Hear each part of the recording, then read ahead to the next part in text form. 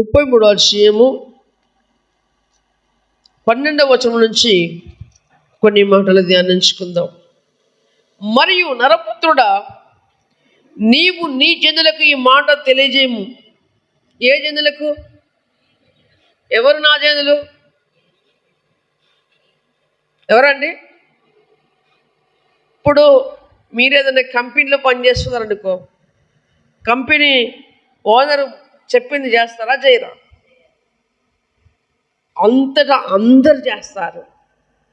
చేయంది ఎవరే అంటే దేవుని సంఘముల విశ్వాసాలు మాత్రమే చేయరు. కూలికి పోయిన కాడ ఇదంతా పీకండి గడ్డి అంటే పీకేస్తారు.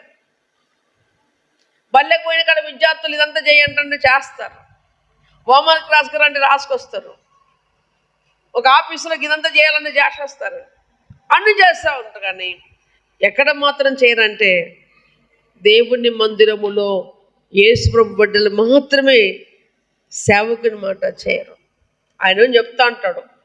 ఆయనేమో చెప్తా ఉంటాడు. ఏమంటున్నాడు? నరపుత్రుడా, నీవు నీ జనులకు ఈ మాట తెలియజేయి. నీతిమంతుడు ఆ మాట తెలియజేసినప్పుడు దాన్ని నువ్వు తీసుకొని అది నువ్వు క్రియాపూర్వకంగా చేసి ఆయన ముందు చూపెట్టాలి. సార్ హోంవర్క్ ఇస్తాడు. హోంవర్క్ ఇచ్చినప్పుడు అట్లాగనే వదిలిపెడతాడా? మళ్ళీ విద్యార్థి దగ్గర చూస్తాడా? చెప్పాలా? చూస్తాడా? అట్నే వదిలిపెడతాడా? చూస్తాడు. దేవునికి స్తోత్రం. అలాగనే చెప్పిన మాట సంఘముల సేవకుడు చూస్తాడు, పరమందున దేవుడు చూస్తాడు. కాబట్టి నీవు నీ జనులకి మాట తెలియజేయము. నీతిమంతుడు పాపము చేసిన దినమున అది వరకు అతడు అనుసరించిన నీతి అతన్ని విడిపించదు. నీతిమంతుడు తన నీతిని ఆధారం చేసుకొని, నేను ఇప్పుడు కాదు 70 సంవత్సరాల కాలం నుంచి నేను ప్రభువుని నమ్ముకొని అప్పటి నుంచి 69 సంవత్సరాల 364 రోజులు భక్తిగా జీవించి 365 రోజులు అంటే 70వ సంవత్సరమున మాట తప్పితే నీ భక్తి అంతయు జీరో. నీ భక్తి అంతయు జీరో. దేవునికి స్తోత్రం. ఏం ఆధారం చేసుకున్నావు? నీ నీతిని ఆధారం చేసుకున్నావు, నీ భక్తిని ఆధారం చేసుకున్నావు. సంథింగ్ ఒక చిన్నటువంటి దానికి తొట్టిల్లిపోయావు. కాబట్టి పిల్లరా, చేసినటువంటిది అంతయు కూడా. లేకపోతే ఒక ప్రయాణం చేశాం, ఒక 200 కిలోమీటర్లు బైక్ ప్రయాణం చేసి వచ్చాం. 200 కిలోమీటర్లు బైక్ ప్రయాణం చేశాం, ఇంటి దాకా వచ్చాం, మన గదిలోకి వచ్చాం, కింద పడ్డాం, దెబ్బ తగిలింది.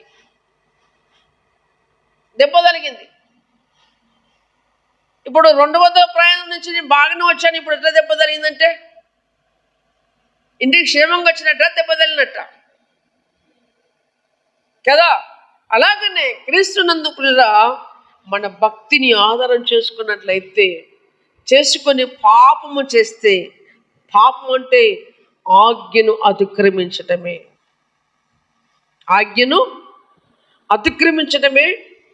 పాపం. అయితే ఇదివరకు తను చేసినటువంటి భక్తి, నీతి ఏది కూడా ఏం చేయదట, లెక్కలోనికి రాదు. అదివరకు అతను అనుభవించిన నీతిని అతను విడిపింపదు.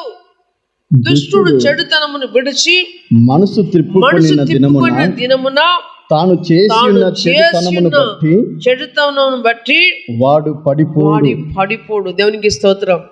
ఇక్కడ ఎవరు కనపడుతున్నారు? నీతిమంతుడు కనపడుతున్నాడు. ఇంకెవరు కనపడుతున్నారు? దుష్టుడు కనపడుతున్నాడు. దుష్టుడు అంటే చెడ్డవాడు. హల్లెలూయా. ఎవరు కనపడుతున్నారు? నీతిమంతుడు కనపడుతున్నాడు, దుష్టుని కనపడుతున్నాడు. నీతిమంతుడము తన భక్తిని ఆధారం చేసుకొని వచ్చి లాస్ట్లో పడిపోయాడు. దుష్టుడు ఏం చేసిందండి, ఈ అంచు దాకా వచ్చిన దాకా మానవంగా చేశాడు, మడ్డలు చేశాడు, ఇష్టం ఉన్నట్టుగా జీవించాడు. వచ్చి ఇది పట్టుకొని ప్రభు నీ దండం పెడితే కాలు మొక్కితే దాన్ని వదిలిపెట్టామన్నాడు, నన్ను క్షమించమన్నాడు. ఇతడు ఇది లక్కులు పడ్డాడు. దేవునికి స్తోత్రం. అది ఆయన ప్రేమ, అది ఆయన కృప. అయ్యో మరి నేను ఎన్ని రోజుల కాంచి నమ్ముకున్నా, ఓ గీడు ఎన్నో చేసి నా కళ్ళ ముందు ఎన్ని చేసినా అతన్ని ప్రేమించావేంటి ప్రభువా, నేను ఇన్నేళ్ళ కాంచి వచ్చిన ఈ చిన్నదానికే నన్ను ఇట్లా చేస్తానవేంది ప్రభు అంటే కుదరదు. అది ఆయన ఇష్టం. దేవునికి స్తోత్రం. అది ఆయన ఇష్టం. ఆయన సృష్టికర్త, సర్వాంతర్యమైనటువంటి దేవుడు. అసలు ఆయన ముందు నోరు విప్పటానికి కూడా మనకు ధైర్యం చాలదు. ఆయన ముందు నోరు విప్పడానికే ధైర్యం చాలదు.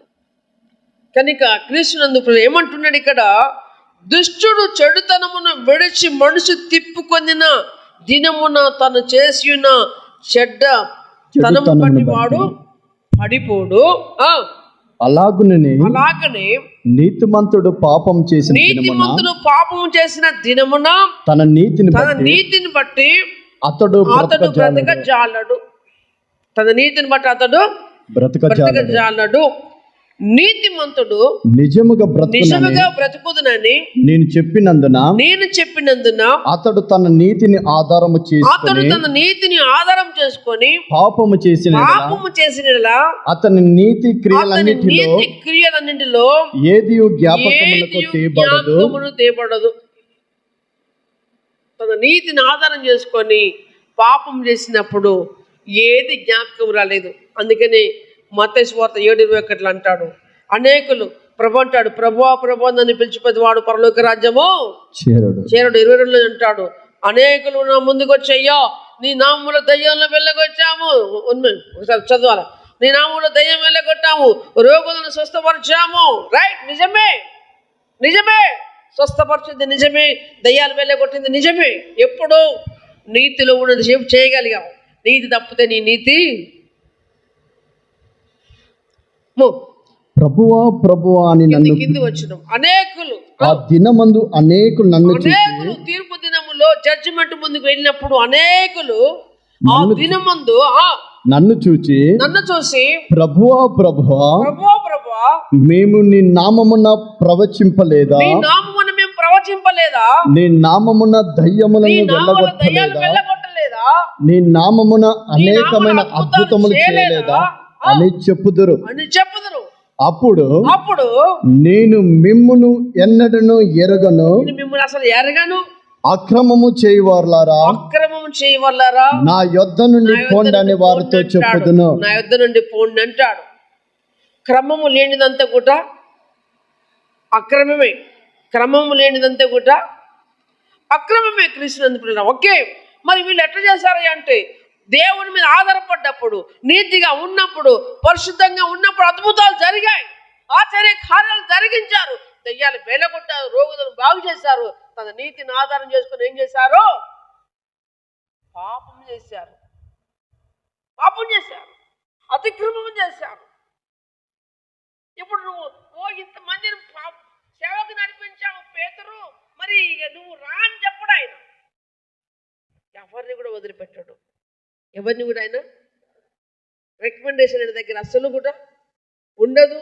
అయ్యో మరి ఈ ప్రాంతంలో ఎన్నో రోజులు నేను వేడ్చాను, ఎన్నో రోజులు ఎంతో మంది కొరకు ప్రయాసపడ్డాము, ఇంత పడితే ఇన్ని లక్షలు పడితే ఏంటిది కీడ నాకు రోజు నువ్వు నీ లక్షలు వద్దు, నువ్వు వద్దు అంటాడు. దేవునికి స్తోత్రం. ఎవరు కావాలి ఆయనకు? తన మీద ఆధారపడేవాడు కావాలి. దేవునికి స్తోత్రం. తన మీద ఆధారపడి కావాలి. తన మాట విని వణుకుచుండు వారు కావాలి. వణుకుచుండు వారు కావాలి.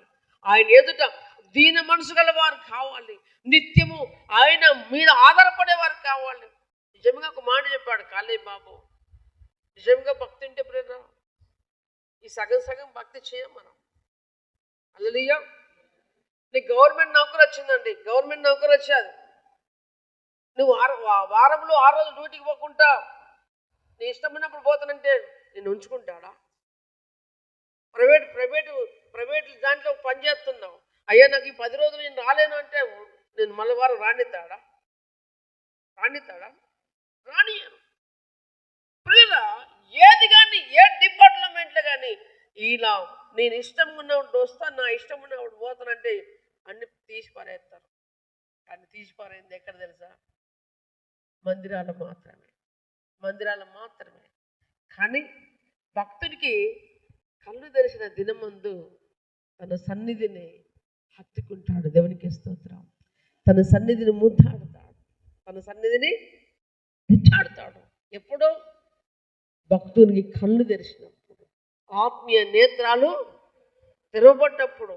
ఇప్పటికెల్లా మనకు ఉన్నదని ఒకటే పిల్లల, నేను యేసుప్రభు బిడ్డనన్నట్టు ఒక పేరు మాత్రం పెట్టుకొని బతుకుతున్నాం తప్ప, దేవుని బిడ్డనమని బతుకుతున్నాం తప్ప దేవునిగా ఆరాధించలేకపోతున్నాం. దేవునికి స్తోత్రం.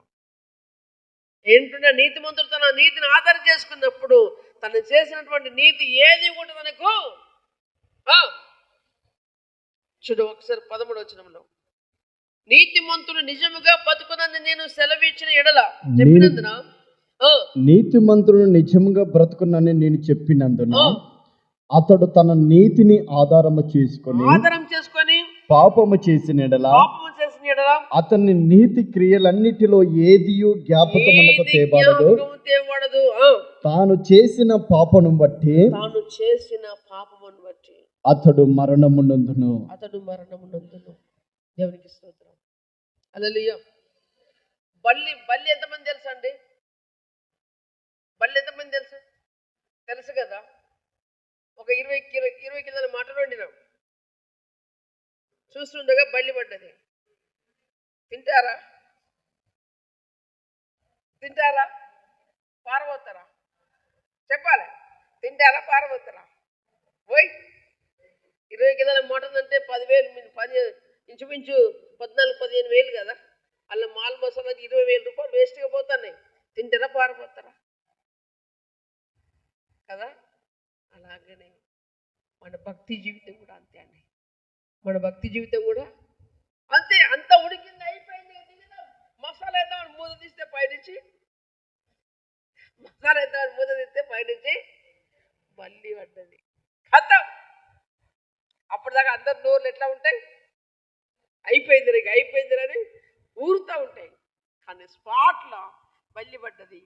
అప్పుడు ఏం చెప్తారండి? నైనా ఇది ఇంకొక నడని వాళ్ళు వండుకొని తినొచ్చు, కానీ ఈ పూటకు బతికితే చాలా అనుకోండి దాన్ని ఏం చేస్తారు? పారబోతారు. అలాగనే క్రీస్తునందులో ఒక భక్తి పరుడు చేసినటువంటి భక్తి అంత ఆధారం చేసుకొని ఒక్కరోజు మిస్ అయితే అతను ఏమవుతాడట? మరణము నొందుతాడు. మరియు నిజముగా మరణము నొందు అని నువ్వు మరణమంతావు, నువ్వు దినములు చక్క పెట్టుకున్నాడు. హిజ్కియా దగ్గరికి యెషయా ప్రవక్త వెళ్ళాడు. ఓ హిజ్కియా, నువ్వు మరణం కాబోతున్నావు, నీ ఇల్లును చక్క పెట్టుకో అని చెప్పాడు. ఇల్లుని ఎప్పుడు చక్క పెట్టుకోవాలి? దీపం ఉండగానే ఇల్లును చక్క పెట్టుకోవాలి. కానీ పిల్లగా ఎడ్యుకేట్ చేసిన ప్రార్థన ఎంత వండర్ఫుల్ తెలుసా? డైరెక్ట్ దేవునితో అన్నాడు, అయ్యా నేను నీ సన్నిధిలో ఎంత యథార్థ హృదయుడై నడుచుకుంటున్నావు నువ్వు చూసావు కదా అన్నాడు. దేవునికి స్తోత్రం. ఏమన్నాడండి? నేను ఎంత యథార్థ హృదయుడై నీ సన్నిధిలో నడుచుకుంటానో దయతో కృపతో జ్ఞాపకం చేసుకోమని 2 చుక్కలు గార్చాడు. 15 సంవత్సరాలు ఆయుష్ పొందుకున్నాడు. దేవునికి స్తోత్రం. దేన్ని బట్టి? ఏడ్చిన దాన్ని బట్టా? బాధపడ్డదాన్ని బట్టా? నీ సన్నిధిలో నెట్ట నడుచుకున్నావు, జ్ఞాపకం చేసుకోండి. దేవునికి సవాల్ ఇచ్చినటువంటి వ్యక్తి. దేవునికి స్తోత్రం. ఎమ్మట ఏసై దేవుడు కరిగిపోయి నేను ఒక 15 సంవత్సరాలు ఆయుషిస్తాను చెప్పు అని చెప్పాడు. ఎమ్మటే యెషయా ప్రవక్త ఈ నుంచి ఈ గదిలోనికి వెళ్ళి మళ్ళీ తిరిగి వచ్చి నువ్వు బతుకుచున్నావు, ఇంకో 15 సంవత్సరాలు ఆయుష్ నీకు ఇస్తున్నాడు అని చెప్పాడు. దేవునికి స్తోత్రం. క్రీస్తునందు ప్రియమైనటువంటి వాళ్ళరా, ఏంటట దుర్మార్గుడు మరియు నిజముగా మరణము నొందుదువని దుర్మార్గునికి దుష్టుడు నువ్వు నిజంగా మరణమైతున్నావా అని చెప్పినప్పుడు ఏం చేస్తాడట? దుర్మార్గునికి నేను సెలవీయగా దుర్మార్గునికి సెలవీయగా అతడు తన పాపము విడిచి తన పాపమును విడిచి నీతి న్యాయములను అనుసరించచ్చు నీతి న్యాయమును అనుసరించచ్చు, కుదువ సొమ్మును మరల అప్పగించచ్చు, కుదువ సొమ్మును మరలా అప్పగించచ్చు, తాను దొంగిలిన దానిని మరల ఇచ్చివేసి తను దొంగిలిదాన్ని మళ్ళా ఇచ్చివేసి పాపము జరిగింపకయుండి పాపము జరిగించకై ఉండి జీవధారములకు కట్టడలను అనుసరించిన ఎడల ఏ కట్టడలు ఇవి? ఏ కట్టడలన్నీవి? జీవధారములకు కట్టడలు ఇవి. వాక్కు జీవధారలుగానే కట్టడలోనికి నువ్వు ఎన్నిసార్లు సేవకుడు చెప్పిన మాట నాకు కాదు అని దాటిపోతున్నారు క్రీస్తునందు. పిల్లరా, ఒక్కసారి ఆలోచన చేయండి. ఏం మీరుతున్నాం? జీవధారమగు కట్టడను అనుసరించిన ఎడల అనుసరించాలి. దేవునికి స్తోత్రం. ఏ కట్టడను అనుసరించాలి? జీవధారములకు కట్టడలను మనం అనుసరించాలి. జీవధారమ కట్టడలే మనం మీరిపోతున్నాం. కట్ట దిగినాక నీళ్ళు ఆగుతాయా? కట్ట దిగినాక భక్తి చెల్లుద్దా కదా? ఏదైనా తోటలో ఆదమవ్వతో ఏమన్నాడు దేవుడు? తోటలో ఉన్న పళ్ళని నిరభ్యంతరంగా తినొచ్చు అన్నాడు. కానీ ఇంకా చెట్టు పొలములో అది మంచి చెట్లు తెలియనిచ్చే ఆ చెట్టు పొలము నువ్వు తినొద్దు అన్నాడు. అవ్వ ఏం చేసింది? ఏం చేసిందండి అవ్వ? తినే చూసింది. ఏమైంది? కన్నులు తెరవబడ్డాయి. దేవుడు తనకి ఎలాంటి మహిమ ఉందో అలాంటి మహిమతోటే ఆదామును అవ్వను చేసి పెట్టాడు. ఎప్పుడైతే తినొద్దన్న పండు తిన్నాదో నేను దిగంబరి గుర్తెరిగారు వాళ్ళిద్దరు. ఎవరిగారు? సాతానుడు ఏం చేశాడు? దేవుడి వారికి మహిమ వస్త్రాలు ఇస్తే సాతాను వాళ్ళు బట్టలు ఇప్పేశాడు. దేవుడు వచ్చే వేళకు ఆదాము అవ్వలు చెట్ల మధ్యలోకి పోయి దాచుకొని ఆకులు గుట్టుకొచ్చుకొని చుట్టూ కట్టుకున్నారు. దేవుడు కరుణ సంపన్నుడు. పిలిచాడు. నీ ఎదురికి మేము రాలేమన్నారు. ఓయ్, ఎందుకు రాలేరు? నేను చెప్పిన మాట మీరు ఏం చేశారు? జీవధారములకు కట్టడం మీరు ఏం చేశారు? కట్టడం నుంచి బయటికి వెళ్ళారు. దేవుడు కరుణించి వారికి చర్మము చొక్కాయలు తొడిగించి జుట్టు పట్టుకొని ఏదోను తోట నుంచి బయటికి వెళ్ళేశాడు. మీ బతుకు మీరు బతకండి. మీ బతుకు మీరు బతకండి. ముళ్ళ తుప్పలు కొట్టుకోండి, చెమట గారసండి. అసలు స్త్రీకి ప్రసవ వేదన కూడా కలిగింది అక్కడే. ప్రసవ వేదన కలిగి పిల్లలు కంతమని చెప్పాడు. ఆదికాండం 4వ అధ్యాయం 3వ అధ్యాయం ఉంటుంది. వై? దేన్ని బట్టి? అసలు మహిమతో ఉండేది. హల్లెలూయా. క్రీస్తునందు ప్రియమైన వారు, దేన్ని బట్టి? జీవాధారముకు కట్టడం ఏం చేశారు? కట్టడంలో నిలవకుండా కట్ట దాటిపోతున్నారు. ఈరోజు క్రైస్తవ సమాజం కూడా కట్టు దాటిపోతుంది. ఏ కట్టలన్నా దాటు భూమి మీద, కానీ జీవధారముగా కట్ట దాటిపోతున్నాం. నాకు కాదు, చెప్పకు పాస్టర్ గారు. హల్లెలూయా. ఏమంటున్నాడు? ఏమంటుంది దేవుని వాక్యం? జీవధారములకు కట్టడలను అనుసరించిన ఎడల అతడు మరణమునందగా అవశ్యముగా బ్రతుకును. దేవునికి స్తోత్రం. అవశ్యముగా బతుకును. అతడు చేసిన పాపములలో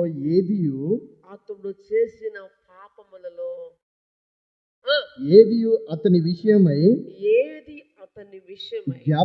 జ్ఞాపకమునకు తేబడదు. అతడు నీతి న్యాయములను అనుసరించిన గనుక అనుసరించని గనక నిశ్చయముగా అతడు బ్రతుకును. నిశ్చయంగా అతడు బతుకును. చప్పట్లు కొట్టి దేవుని నామాన్ని మేపరుద్దాం. దేవునికి స్తోత్రం. ఎవరు నేర్చుకున్నాం ఇప్పుడు మన ఇద్దరం? ఎవరిని నేర్చుకున్నాం?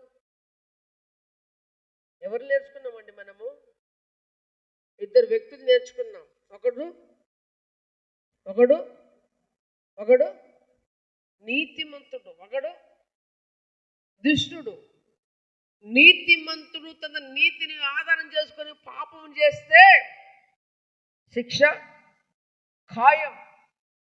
దుర్మార్గుడు తన దుర్మార్గతను వదిలిపెట్టి తన పాపమును ఒప్పుకుంటే తనకేమొచ్చింది?